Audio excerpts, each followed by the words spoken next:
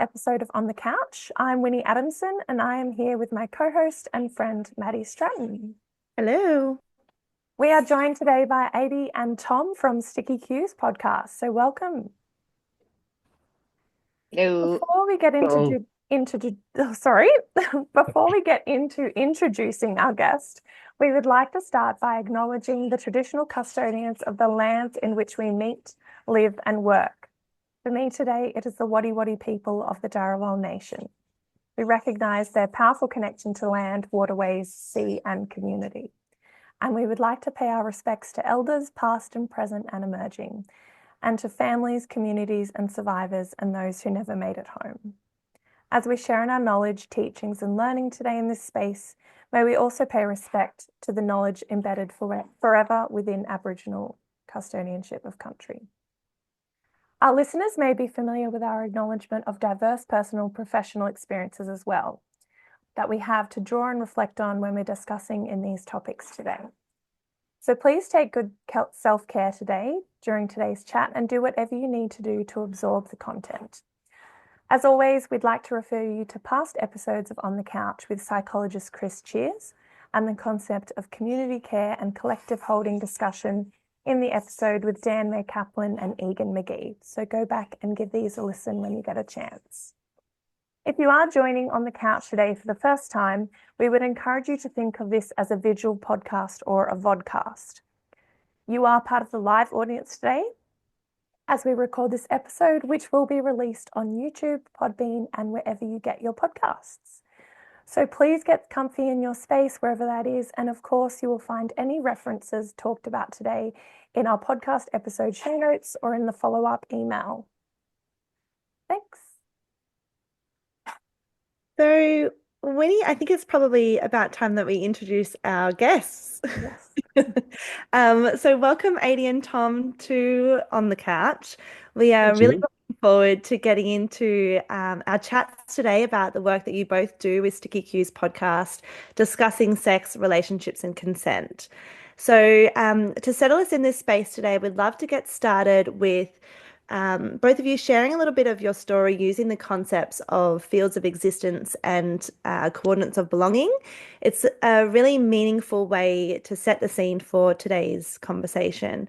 So these concepts were introduced to us by Leah from Co-Culture Communications, and they demonstrate that our beings are a field of activity made up of stories that we've been told, our ancestors that have existed, the lands under our feet and the places that we stand today, and that all of these forces form who we are in this moment as contextual beings. So we'd love to get started with your stories, Tom and Adie. I'll start with you, Tom. Can you share how you define yourself and locate yourself, and what are your coordinates of belonging? Hello, and thank you for the introduction. This was a new concept to me, but I really enjoyed learning about it, and it has definitely helped me to kind of uh, give honor to some of these like parts of my story. So, originally from the far northeast of Tasmania, so right up in the bush, it made me realize that community and like playing in the bush and collaboration is is a really important part of who I understand myself to be. And that sense of creativity and chasing the kind of golden thread of a good idea with a group of friends out in the bush, that just, I love that. And I still seek that out today, or variations of that. I'm from a very big family with kind of very old school conservative religious upbringings. So moving or growing up in that and then moving out of that into the work that I do today has been a really interesting uh, kind of discovery of myself. I've always loved big adventures. Growing up in the country and in the bush, that was a massive part of it. Getting on horses, motorbikes, going down to the river. So I love being out in nature. I really love the way that we do our acknowledgement of countries when we do our lessons. I really am able to draw on that, which is something I feel quite proud of being able to do. Um, yeah, I would say those are probably the big coordinates that I'm wanting to share today and that I'm quite proud of. Yeah, thank you so much for sharing that. Adie, we would love to hear from you how you locate yourself and your coordinates of belonging. Hello, thank you also for the introduction and for this invitation to share through this format. I also really enjoyed learning about it. It's really lovely. I use she, her pronouns, and I live on Malakadi country, which is also where I grew up. So I've kind of come full circle from where I started.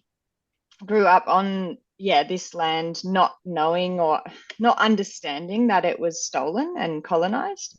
So that I think really, I really examined that belonging to place over my life. Having grown up here, and then I lived throughout Europe for about a decade, and just discovered a connection to my Celtic ancestry in a way that I had not been able to connect as a white Australian, I guess, to the land that I grew up on. Going back a few generations, there's Welsh, there's Irish, and bringing those experiences back when I moved back to Malakadi country and realizing and deeply understanding the history of colonization here forms part of how I move through the world today. Still figuring it out, still trying to come to reconciliation in my way with the Tasmanian Aboriginal community, which is hard. Circus forms a big part of who I am. That's something that I grew up doing and did for most of my professional career. Being a trapeze artist, touring Europe, showing people that it's possible to fly, and then bringing that back here to Lutruwita, Tasmania, and sharing that with a community and building a community, and then learning about myself and boundaries through that community and wrapping that up, and then using circus as a tool for social change with at-risk and disadvantaged youth, as well as everybody else in the world, was sort of my pathway and my transition into working at the Sexual Assault Support Service, where I was one of the first members of the primary prevention team. So I've been at SASS for about 8 years now and developing programs and constantly thinking about consent and how it manifests in my life and how I show that and role model that and teach that. Connecting all the dots of that with circus, with relationships, connecting with the TED community. I was chosen to do a TED talk in 2020, and that connected me with a whole bunch of other big thinkers that consistently provide me with inspiration to think about these concepts outside the box. And I really, really love working with young people and kids. I have loads of kids in my life that we just hang out and play. And that's also something that I think forms a big part of who I am, is play. And it's a big part of the connection I have with Tom, I would say, is we both really enjoy stupidity and play and look to inject that wherever. Not taking things too seriously, I think, is a big strength that we have. And that is my answer to the question. So good.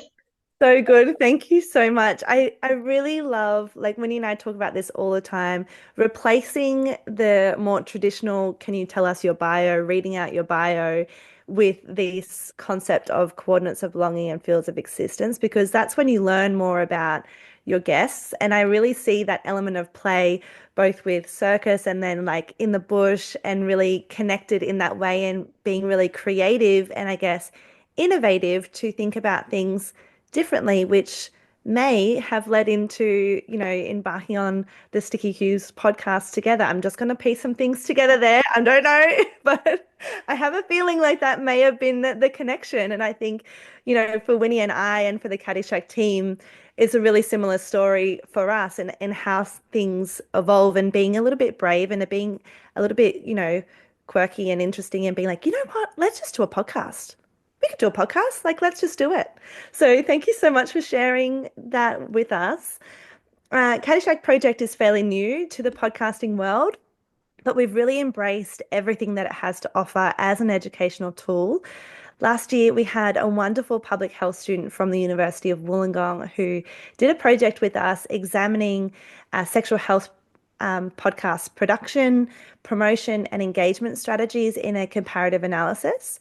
So our student, Jade Scott, did a fantastic job pulling all of this together.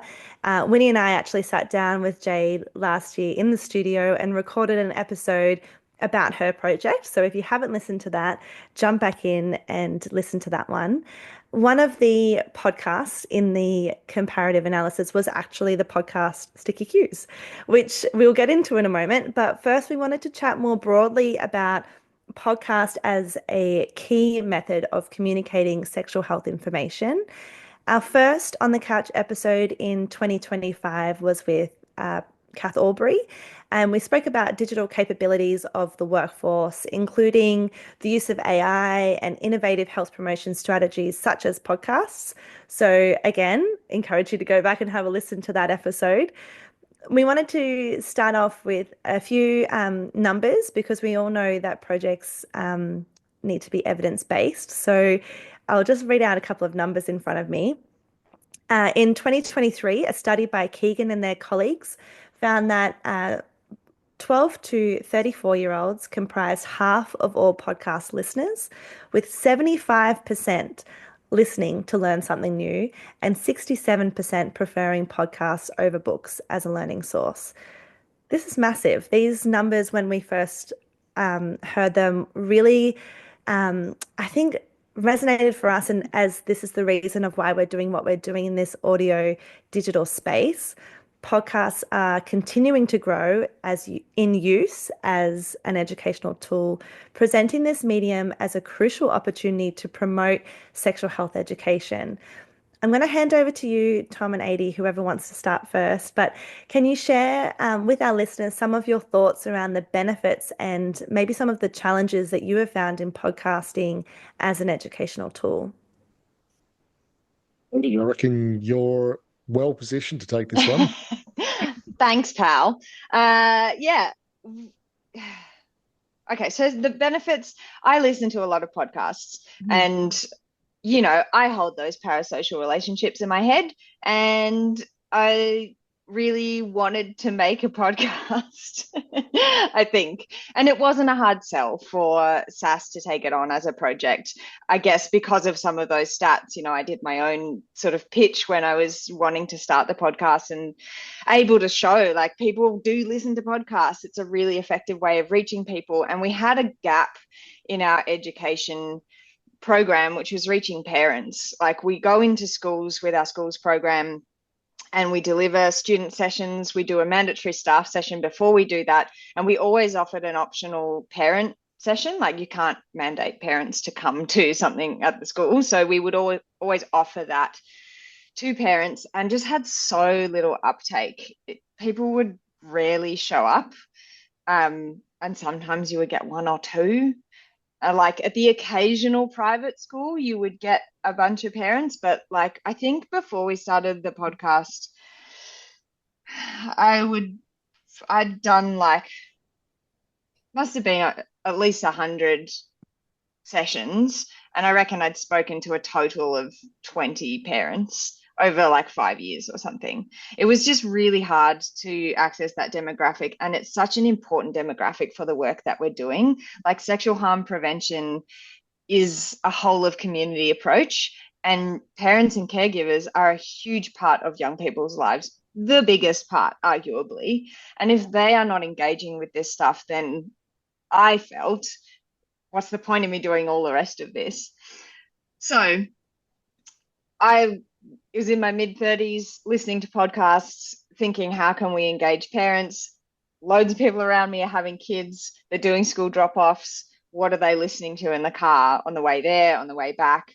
So that was kind of my pitch, is like, podcasts, people can listen to it in their own time, under 30-minute episodes. You can duck in, duck out. It could actually destigmatize the way that we talk to young people about sex, consent, and relationships, because that's something that Tom and I are doing day in and day out. And it is something that is a learned and a practiced skill. So we could show that to people. So yeah, I think it has been a big benefit. Tom's had way more in the wild moments of feedback on the podcast and people recognizing his voice and stuff, which I'm jealous of. I want some of those moments. But I think, I mean, looking at the number of listens that we've had, we're definitely reaching more parents and caregivers than we had previously.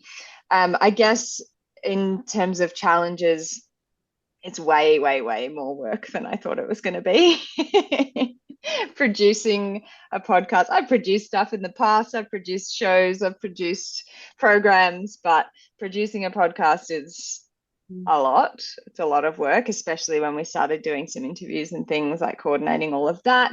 It's fun and I like it, but it does take up a lot of time. And that time is money, you know, like we have to pay for my time to do that and Tom's time. And while it absolutely is a labor of love, yeah, it's not cheap to produce well, I would say. And because it's a free resource, like that's just a cost. And it's something that is part of our prevention strategy at SASS where we work. So it's fine. But yeah, figuring out where that funding comes from to make sure that we're putting out a quality product that is, you know, evidence-based and accessible and all of those things. Yeah, takes time and money. Yeah. But it sounds like it's so worth it to be able to reach that audience that you weren't reaching before too. Yeah, I really think so. Is there anything you want to add to that, Tom? I was just reflecting on some of those stats there around 67% preferring podcasts over books as a learning source. I think so much of the value that our sessions in schools bring is the rapport and the safety built through conversation. And I don't know about other people, but I know for myself, what helps me feel safe and comfortable that I have learnt something or that I understand an issue is to hear people discussing it. I think my brain always assumes there's nuances that I can't quite get from a book. And when I hear conversation happening, I feel like those nuances are discussed. And like Adie was saying, the parasocial relationship, you do come to know people and that builds trust. And I think that's just to have it in such a bite-sized format for parents and caregivers, it's such a critical way of destigmatizing the topic, of making them feel comfortable, of addressing some of those nuances and the what about XYZ situation. And the feedback that we've gotten has been that the parents and caregivers and adults really love it. It helps give them relief around broaching this topic. So, yeah, I think it's proud of it. We're figuring it out as well. Like we don't have all of the answers. And I guess that was also part of the inspiration for starting it, was that Tom and I and the rest of the team were having these so great conversations in the office. And I was just thinking, like, everyone should hear this and be part of this and know that, like, there is so much to think about, and the way that we're thinking about it and talking about it is like, that in itself is valuable. Yeah, it's that narrative component of it, isn't it? Like listening to that conversation and breaking it down further and further and reflecting on it and questioning your own biases in some of those conversations too. Definitely. We've had chats in the office and gone, oh, if only people were listening to this. We recorded this, yeah. Well, save it for the podcast. That gets thrown around a lot. Yes. Yeah, so you've obviously mentioned you're both the hosts of the Sticky Cues podcast. And for those listeners listening, if you haven't heard, Sticky Cues podcast is a podcast where Tom and Adie answer anonymous questions written on sticky notes from their real life consent education classes. And you cover topics like sex, relationships, consent, and even more in between that, which we'll get to talking about a bit later. And your podcast aims to start conversations and tackle those sticky questions from young people in listeners' lives. And as you said, you're reaching parents, caregivers, educators. But we want to talk a bit about the beginning and how it actually started. So the podcasts run through Tasmania Sexual Assault Support Services, or SASS for short. But can you tell us about what led to the start of the podcast and the work with SASS? And where did the idea come from with sticky notes and anonymous questions? The sticky notes started from my mentor, who was Peter Baldwin, and he was the only educator at SASS when I was employed, and they just had enough demand for training that they needed another person. So enter Adie. Peter knew that like an opportunity to ask questions anonymously was super valuable in this space. And in order to make it truly anonymous, he just developed this system of handing out little post-it notes and making sure every single person in the class got a post-it note and wrote something on it. So even if there were no questions, we got all of the post-it notes. And so if there was a kid in there who had a question, they didn't feel like they were the only one writing. And I think lots of health teachers I've heard have done like the question box, and it's just sat there in the class. So if they ever want to put a question in, they can. But the problem with that is like other students are going to see them do that and know whose question it was. So like, I think it was like very simple, but very clever. Give everyone a post-it note, make everyone write something on it. Even if it's just thanks or I don't have a question. And then, yeah, just got really good questions out of that. And then holding those questions in your hand and seeing the young person's handwriting and just the honesty and the vulnerability that came through is really impactful. And so I was looking at those early on and going, I wish adults knew, I wish other grown-ups knew what kids actually want to know, because when I started in this work 8 years ago, it was just after Safe Schools had happened in Victoria, and there was a bit of backlash from that. And then like it wasn't a very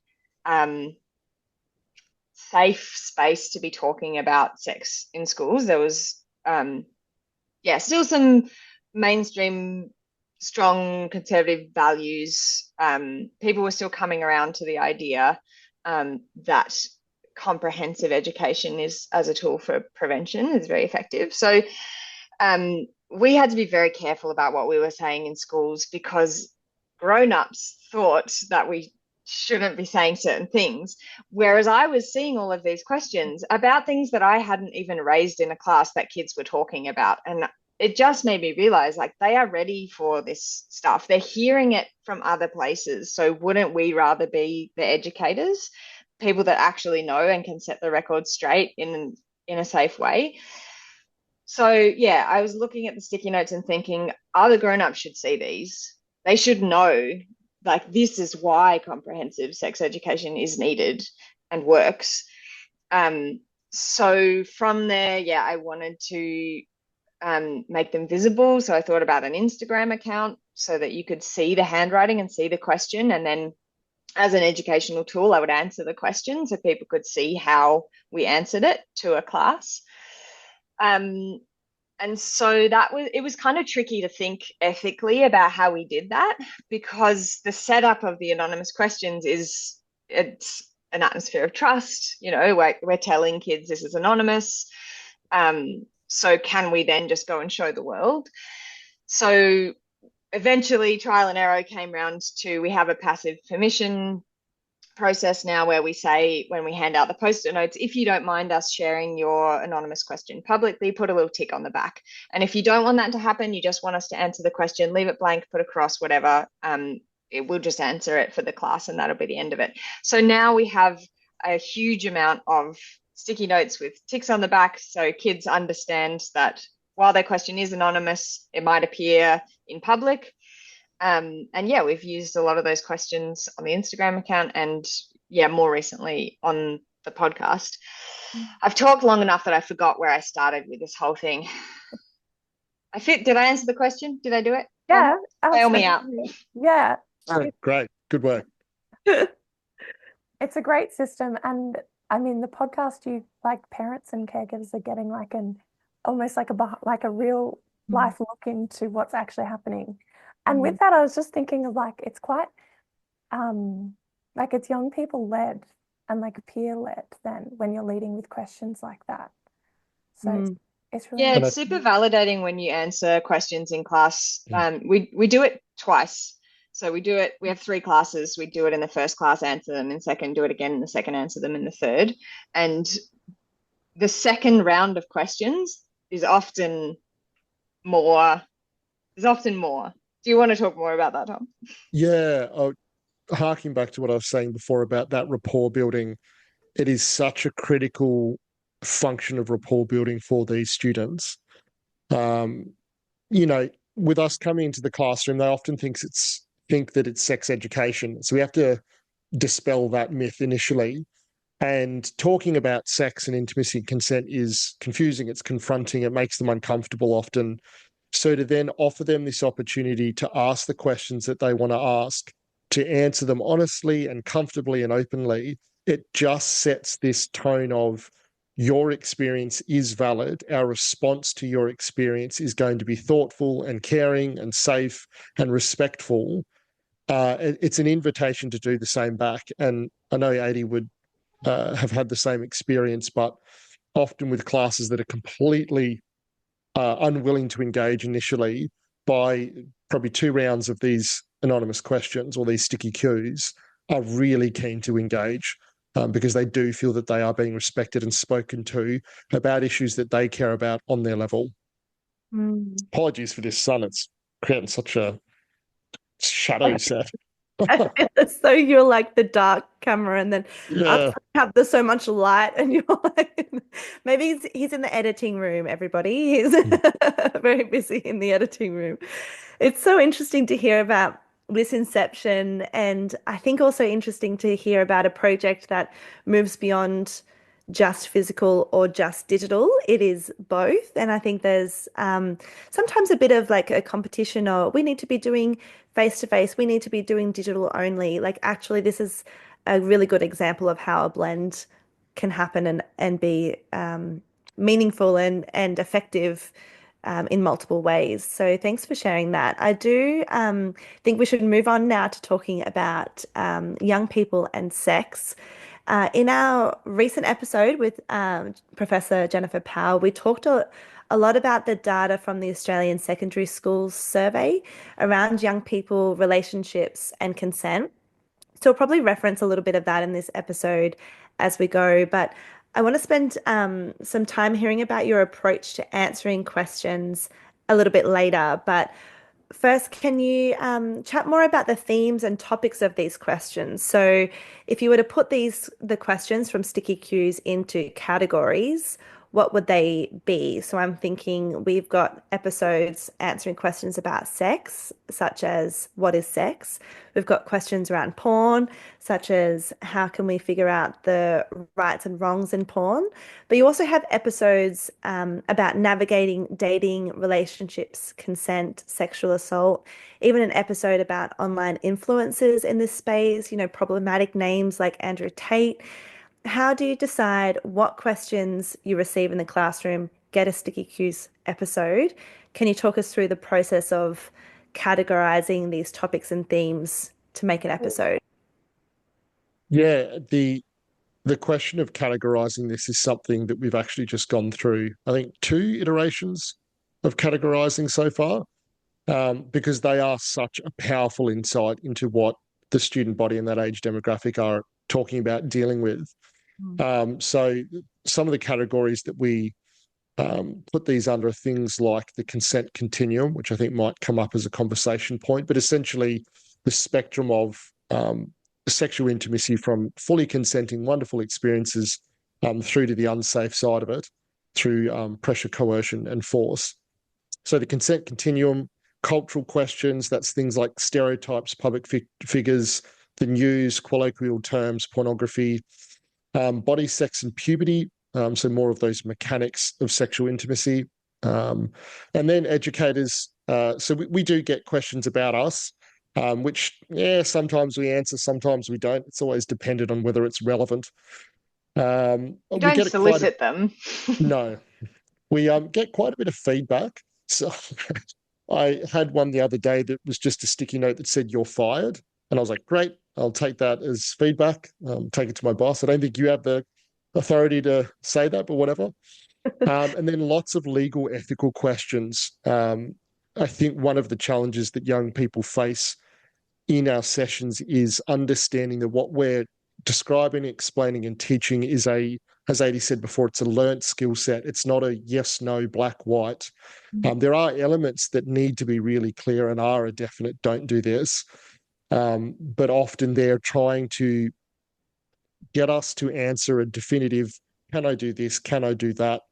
And we're having to kind of nuance that and say, look, there are hard and fasts within the law, but where and how you engage with each other in intimacy is a much more nuanced, fluid experience. And we're hoping to build that skill set. We get lots of questions around personal safety, relationships, and then we do receive disclosures through our anonymous questions fairly regularly. Again, it's a space where students can talk about this stuff without a lot of the consequences or ramifications that they're scared of. And so we'll get young people asking about assault or abuse and how they can get help, or does it count, or who should they talk to, what should they do? And I can't remember the second question, but those are the categories. Adie, over to you, mate. This is how we roll. Tom and I will go off on a rant and then be like, I forgot where I was going with that handful. Sounds very familiar, Winnie. I think the other part of the question was, how do we decide what becomes an episode? Mm-hmm. It can be that we get a question, like obviously we've answered hundreds and hundreds and hundreds, probably thousands of questions by this point. And yeah, they often fall into very similar sort of categories, but occasionally we'll get one. One recently that did get an episode last season was, is school safe? No, I hadn't been asked that before. It came out of a primary school. And yeah, sometimes we get a question like that where I'm like, wow, I've actually never been asked that in that way before, and I don't know how to answer it off the top of my head. Like I need to think about it and go and have a chat to some clinicians. And yeah, so that was a really tricky question to answer. And so sometimes it comes from the question. Other times we want to cover off and put some information out into the world about the content that we're teaching, like a concept that we teach in the high school program, for example, might be like practicing consent. Like what words do you use to give, receive, seek, deny consent? So we might want to cover that in an episode to sort of give parents and caregivers the nutshell overview of how we introduce this topic. So we will find a question that will allow us to talk about that. Yeah, that's pretty much how we do it, I think. Getting a good spread of questions, making sure that we're covering topics that are relevant, that are interesting, making sure that we're not doubling up on kind of very similar themes or ways of a question being asked. Sometimes there are nuances within kind of the same question. We're like, oh, we could go down this pathway or that one, and we pick one, and then maybe next season we have a similar question but go down the other avenue that we've been discussing, just because it's all relevant and important, but we've only got 20 minutes to make an episode. So yeah, and also like a lot of questions have really short answers. They're like really straightforward, so we don't need to do a deep dive necessarily on where that question's come from or things to think about. So yeah, sometimes questions are just the ones that we find they're, depending on the context, there could be a different answer. Those kind of questions. Yeah, it's really interesting to hear how you do that. There's so much nuance to it as well, I imagine, and tackling the questions. And it's also on that note, like we're answering it to a class full of like 20 young people, whereas parents and caregivers listening to the podcast are probably having one-on-one conversations with a child that they know. So not only are we talking to a bunch of young people, we're talking to someone we don't know and we don't have any context. So we can't ask any follow-up questions to the asker, which is what you would want to do, really. If you have a sticky question as a parent and a caregiver, you would want to know, like, oh, where did you hear that? And like, what makes you think that might be the case? Is that something that you're thinking about? But we can't do any of that. We just have to go, okay, I'm going to assume this is what you mean. Here's the possible answer. Yeah, but giving the language behind it too, isn't it? Of like how you could answer that question. And then if you're the parent or caregiver and you do have the opportunity to have a bit more back and forth, it can only just expand from that. But you've got the language because you've listened to the episode and you're like, yes, I'm feeling confident that I'll be able to answer that question if a child that I know asks me that. That's the plan. Part of the format that we decided on, or that Adie brought to the initial proposal. You can take some credit, that's fine. Yeah, great.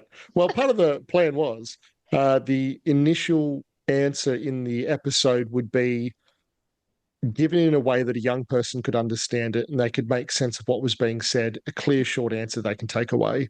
And then the second portion, or what we call the deep dive, is a broader discussion drawing on the specialty and the expertise that Adie and I have in this area so that an adult can give those more nuanced answers as the question, morphs with their young person, so that they're not just repeating verbatim what we say, but they're understanding the drivers and the context and the considerations and the legal side. So it is as much an upskill for them as it is developing their capacity to upskill their young people and support their young people, which I just love. I think it's something I really am proud of in the podcast, is that it is caring and considerate in the way that we've developed it. So a little shout out to us. I don't know. Absolutely. And very approachable. Mm. That too. Yeah. I think that's critical. Mm. Well, Tom's approachable. I'm very intimidating. Wouldn't say that at all. There's a reason I was brought onto the project until I kind of take off some of the sharp edges. Well, it'd be really interesting, hearing about topics and themes. What are some of the most popular questions asked, or with like your audience episodes? What are the most listened to episodes? I think this. I just realized, Tom, you talk through the most listened to episodes, and I think I can probably find those stats from the other ones, from all the questions. Right. So pulling up the data, season 1 is far and above our most popular so far as people listening to it. The most downloaded episode was season 1, episode 9, which was, if you accidentally assault someone, how do you help them? Which not only did we love answering that, but that is one of our favorite questions to get in our classes, because that to us indicates that a young person has listened, has taken on the information, has self-reflected, and is now seeking to do good in their community, which is just, that's really the best kind of outcome. The next one down was episode 8, which was, what do you do if you're getting weird vibes from a guy in the street and you can't do anything? And so really speaking through that, like the way that the body communicates a feeling of being unsafe, and what supports there are, and how we can be assertive in standing up for ourselves and asserting boundaries. And then season 1, episode 1, a classic, is it okay to get turned on by cartoons? We thought we'd come out of the gates really with a strong kind of punchy episode title. We had, do your parents need consent to clip your toenails? That was one of my favorite to do, because I remember as a younger man watching on the news some person being interviewed about how they would practice consent with their toddler when they were changing their nappy. And I remember at the time being like, that's ridiculous. How stupid is that? Yada, yada, yada. It's this, woke leftist liberal, yada, yada, just decrying it completely. And then coming into this job and realizing that that person was role modeling the value of consent for their young person. It wasn't about having an intellectual discussion with consent with your toddler. Missed the point, I did. That was about ensuring that as that young person grows up, consent is a regular, normal part of conversation, and that they can expect that if an adult is engaging with their body for whatever reason, a doctor, parents, etc., that they will be included in that discussion, and that their feelings and their choice matters. And yeah, it was it was reassuring to realize that there had been a bit of a full circle there for me of coming back to a very similar topic and going, I get it now. I understand the value of what this is about. And then the fifth most popular was what is sex? Just a straightforward, run-of-the-mill classic. Great question. Did you get those stats, Adie? Did I feel long enough, rats? No, I think No, I can't find them. we trust you. We trust that those are the top 5. It's so fine. Those are the top 5 podcast episodes, but we've digitized all of last year's anonymous questions from all classes have been digitized and analyzed. And so we have a thematic analysis. I think body, sex, and puberty is the top category. Right. And then like consent or maybe legal is the next one. But anyway, couldn't find them. So here we are moving on. Anecdotally, I do feel like those legal, what about XYZ situation? Is this what if okay? this? Is this wrong? Yeah, those are very, very popular. And kind of not surprising either, and quite telling to be kind of across what young people are actually wanting to Well, it's ask. not surprising because the law, because people don't follow the law. Like, because what the law says about sexual consent isn't role modeled anywhere. And like for a very obvious example, the law says that someone has to be sober to legally be able to consent to sex, and people get drunk and hook up. Like that's what we do in our Western culture. So of course kids are like, what do you mean it's illegal? People do that all the time. Yeah, the legal definitions and the practice definitions are two completely different things. Totally different things. Yeah, and it's hard to understand that when you're probably a young person with so many things coming at you in different areas. Not really It's hard to understand that when you're an adult. Yeah, true. Last time I checked, I'm an adult and I'm figuring it out. That for me is really validates and reinforces the value of teaching consent in terms of this is about really safe, meaningful intimacy. This is not just the legal side of it, because if it's just taught in terms of a legal framework, young people, adults, whoever, are looking at in terms of how far can I go before I've broken the law, versus by practicing consent, I am practicing empathy, I'm creating safety, I'm creating connection, giving space for myself to feel awkward and silly. And there is this really wonderful human component to that we're building by practicing consent versus avoiding the law by going so far but not further. I think that's been a real shift for us, particularly in the last 2 years, to make sure that our content is focusing on consent as a vehicle for safe human connection versus a legal framework that we're, standing over you, watching and waiting for you to mess up. Yeah, absolutely. We'll move on into, we'd actually love to hear what is your approach to how you tackle answering a question? Like, can you talk us through your approach? When you get a question, how do you go through that? Can I start with this one, Adie? Please, I'd love you to. I have Adie's voice in my head. I answer the question as if I'm Adie, and the best answer that I can produce comes out. And now that's over to you, Adie. Thank you for just putting me on that impossible pedestal to follow up on. So Peter, my mentor, he said, just answer the question that's in front of you. Like, don't overcomplicate it. Just take that question at face value. Don't make any assumptions and just answer that question. And if there's more questions after that, they will be asked. So, like, short example, a young kid asks, what is sex? You don't need to go into a big tirade about the ins and outs of the mechanics, the ins and outs. Oh my God, I can't believe I just said that on a recorded podcast. So we're not editing that out. That is staying in the podcast. I know. Thank you. It had to happen at least once. That's classic Adie. So yeah, you don't need to describe the intricate mechanics of sex. It's a form of intimacy for adults. That's it. And then if a young child has other questions, then they will ask them and you will know, like, oh, well, someone's been talking to them about that and that's true or that's not true, actually, so you don't need to panic, just answer the question in front of you. So that's where I sort of came from, doing this in schools, and helping other educators talk to young people and answer their questions. I realized that what I was doing in sort of the longer form was validating, educating, and reiterating. So those are the three things that I think about with any question: validate, educate, reiterate. So the validation is, questions like this are hard to ask.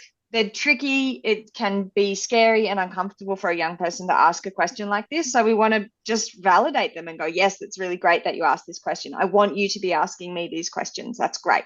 So very often in a class, it's just us saying, oh, good question. That's it. And then educate, that's where we answer the question, like provide the information that is asked of us. This is the answer to your question.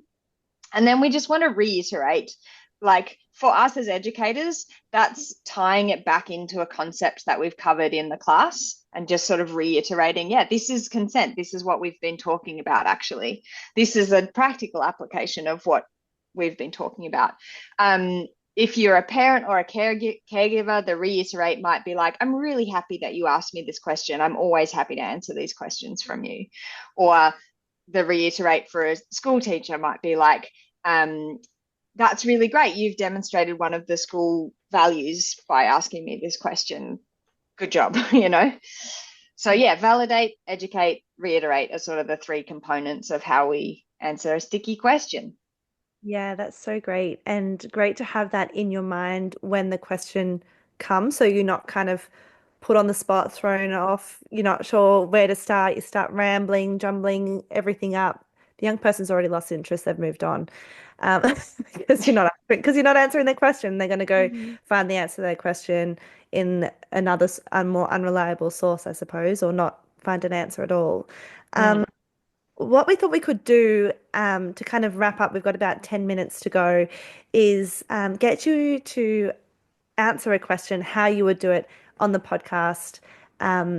We went straight to the source. We went to Instagram, asked our followers. We also checked in with a couple of colleagues as well to get a question that they would want answered by Sticky Cues on the podcast. So I've got 3 questions. I think we probably only have time to answer one. I did send them to you earlier. So is there one that you really felt, just tell me a number and I'll read that number out, that you really felt was a good one to answer today? You sandball that to me, Adie. I did. Yeah, great. I think the number one. First one. Okay, great. So the first question really is around calling out your friends when they're behaving badly, right? So the question is, I notice my friend is inappropriate to someone. I think they have assaulted them. What do I do?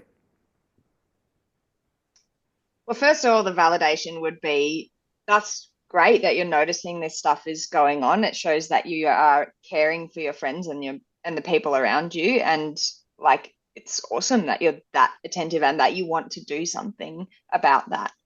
That would be my validation. Tom, you want to do some education? Yeah.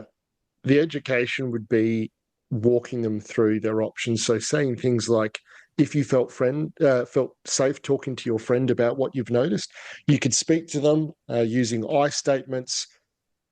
Assuming that we've gotten this question in a class, I'd be kind of going back over some of the content that we've taught and say, maybe you could be bringing up the things that you've learnt in these classes that have made you realise that what they're doing is not okay or has potentially hurt someone, and that you might be able to bring that up with them and say, I've learnt these things.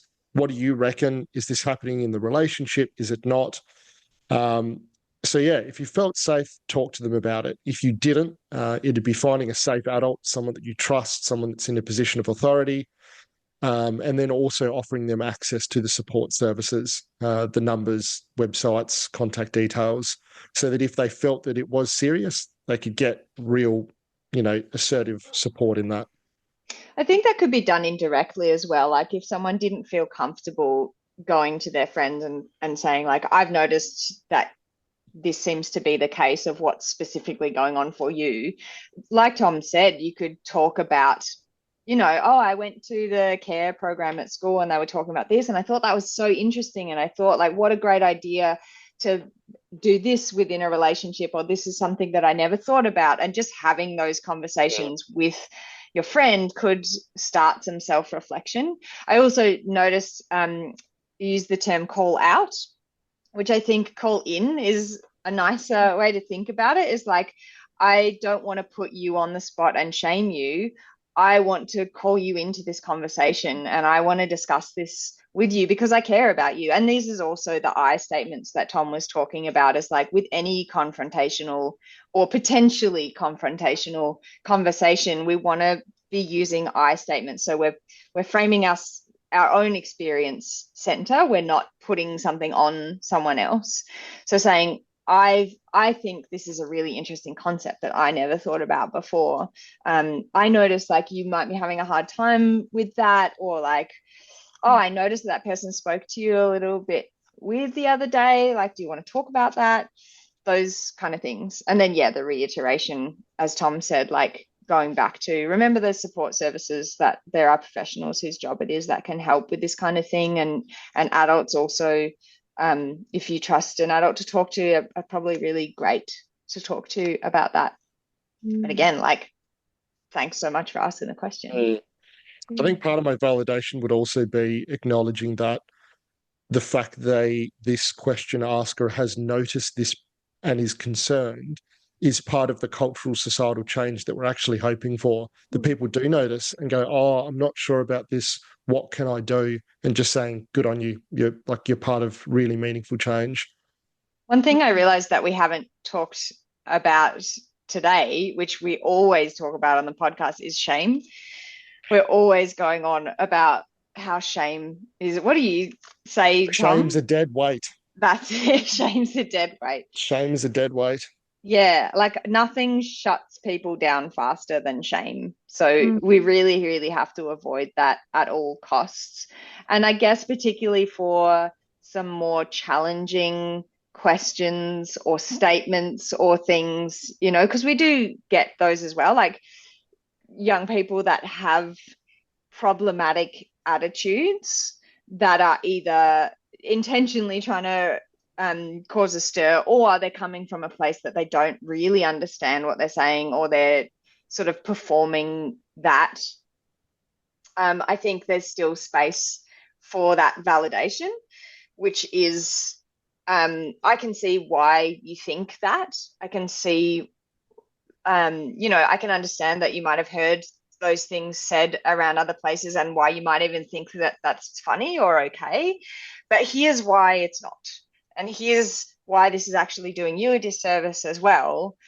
And reiterating, like, so yeah, like if you want to have positive, happy, connective, intimate, supportive relationships, then the way that that's going to happen is through respectful language and communication. And that might feel really, really hard and really, really vulnerable, but it's actually really important if you want to live a happy, healthy, positive life. Yeah, no, that's a great way of, I guess, framing the answer of the question in those, and being able to hear how you would actually go about using that framework to answer a question like that, which I'm sure there's many more questions that are various ranges of tricky, sticky type of questions. So thanks for doing that for us in this episode. Yes, we don't have time to go through the other two questions, but that was a great one to start with. We can do them so short though. Did you want to? Yeah, go. We'll be super Five fast. minutes, Adie. Okay, well, we go 5 minutes. Challenge accepted. 5 minutes over. We'll go 5 minutes over. Okay, the second question was, I get turned on by Kate. Sorry, I'll say that again. I get turned on by gay porn. Does that mean I'm gay? Great question. Not necessarily. Everyone's into different things, and it's something that you will discover and as you come into your sexuality, if and when you're ready. My goodness, that's so good. Okay, third question. This is to spite me now. I can tell you this. I love this so much. Okay, third question. I think I'm feeling ready to have sex for the first time. What's expected of me? Should I shave? Should I have the lights on, off, etc.? there is a lot of pressure when it comes to the first time being sexually intimate with someone. In the end, what matters is you're choosing the things that you feel safe and comfortable with. If you are feeling pressure from the internet, friends, etc., you get to make a choice. It's not right or wrong to have the lights on, to shave, etc. That is your call. But as long as you are feeling safe and comfortable and that your partner's respecting whatever your choices are, that's what we're aiming for. If you feel like that's not going to happen, that's a good chance to talk to someone you feel safe with or that you can trust, about making sure that you're not being pressured into that experience. Mm. So in summary, you don't have to if you want to, and whatever you want, talk to your partner. Just Yeah. had As to long as they're upstage happy, me there, you're Adie. happy. Ah! Of Okay. course. Thank you. Thank you so much. I feel like we've covered so much in this episode, and I know an hour probably feels a lot longer than the usual 20-minute Sticky Cues episode. So thank you so much for sharing your time and your insight into podcasting and young people and sticky questions. So thanks for that. Is there anything that we haven't got to today that you'd like to leave our listeners with? Any final thoughts? Go, Tom. I feel like you're the wise one. You did No, have a thinking face then, Tom. That was a yeah. thinking face. I just think one of the things I really love communicating to people, as Adie said, consent is a practice skill set. And I was saying in classes yesterday, someone asked, "Oh, it makes me feel awkward. What do I do?" Let awkwardness be a part of it. Let consent be a vehicle that builds connection and closeness and safety. More people, I believe, actually want to trust than social media and all of that stuff leads us to believe. And consent is a wonderful vehicle for meaningful intimacy. Mm. Get about it. That's Amazing. nice. Great way to end today's episode, I think. Yeah. Thank you both so much for joining us on the couch. It has been a real pleasure to hear your knowledge, experience, and thank you. Really looking forward to following your work and seeing